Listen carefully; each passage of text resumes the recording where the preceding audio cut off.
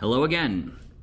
So today we're doing adding and subtracting fractions with like meaning the same denominators. Most of you learned this back in 5th grade, and if you didn't learn it back in 5th grade, you might have learned it and forgotten. When we have the same denominator, we can safely ignore the denominator until the end and just add our numerators. So for the first one I've already shown the work for. We have Bill has 4/15 a pound of beans and 7/15 of a pound of ground chicken. If he combines these two ingredients to make the base of a chili, how much will it weigh? Okay, so this 2 here, even though it's a number, we don't pay attention to because that's not part of our question. We're adding 4/15 and 7/15. Now, the easiest way to do this, especially since we're adding positives and negatives to the mix, is to rewrite this as a single fraction, adding my numerators on top, and keeping my denominator the same at the bottom. You never, ever, ever, no, you never add denominators. So we get 4 plus 7 is 11, and we keep our denominator at 15. Now I'm going to check.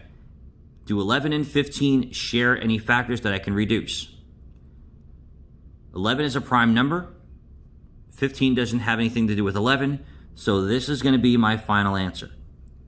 Now, all answers, every single fractional answer must be reduced to lowest terms.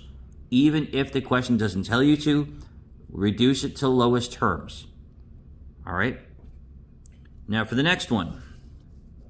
We have Terrence lost 3/14 of his points in a game, but then gained back 9/14 of them. What fraction of the points does he have now? Okay, so we want to write lost is going to be a negative. So negative 3/14. He gained back 9/14, so we're going to add 9/14 to this. Now, from the other day, you know you can put the negative with the numerator safely. So I would rewrite this as negative 3 plus 9. That's going to be my numerator. My denominator stays the same at 14.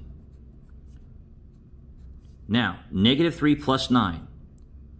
9 has the greater absolute value, so we keep that positive. 9 minus 3 is 6. And we keep our denominator the same at 14.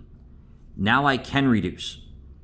When we're reducing a fraction, make sure you don't write a big divide by 2 here. You write it for the top, numerator, and you write it for the bottom, the denominator.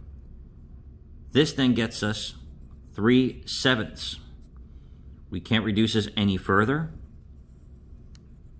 And there we go. Now the reason why we don't write a big divide by 2 here, because if you divide a number by 2, you're really dividing it by 2 over 1, which we are going to learn that dividing by a whole number means you're multiplying by a fraction. All right? Now 2 more examples without a word problem attached. This is where it gets slightly, and I mean ever so slightly more complicated. We have a numerator of negative 7 minus a negative 3. Our denominators are 12. So let's keep our denominators.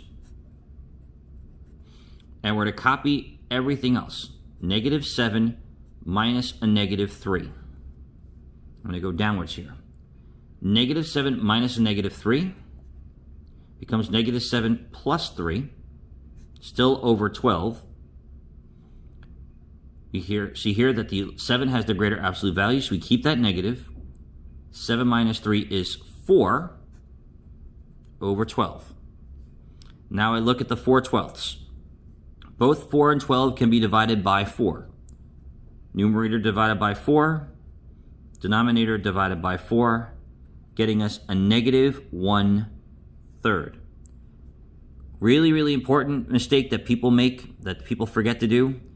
They sometimes will do all this beautiful work and then leave off their negative. Please be careful with your negatives. Don't lose them. Now the last one, negative 6 plus a negative 6/7 plus a negative 3/7. See, I almost said negative 6 plus negative 3 because I already know what the denominator will be. This will get us negative 6 plus negative 3 over 7. Negative 6 plus negative 3, they're both negative, so we keep the sign and add them. gets negative 9 over 7.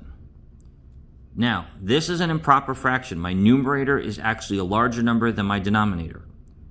So I would have to reduce this down to an improper fraction, so a mixed number. 7 goes into 9 one time, and there's 2 left over, so we keep that as 7, but then don't forget we also need to put our negative as part of our answer, because it's still a negative 1 and 2/7. Okay, again, we never ever add denominators. Not ever, no time do we add or subtract denominators. In this case, what we're going to be doing is keeping our denominator and using all of the other numbers as our numerator. So in this case, again, negative 7/12 minus negative 3/12 gets us negative 7 minus a negative 3, still 12ths.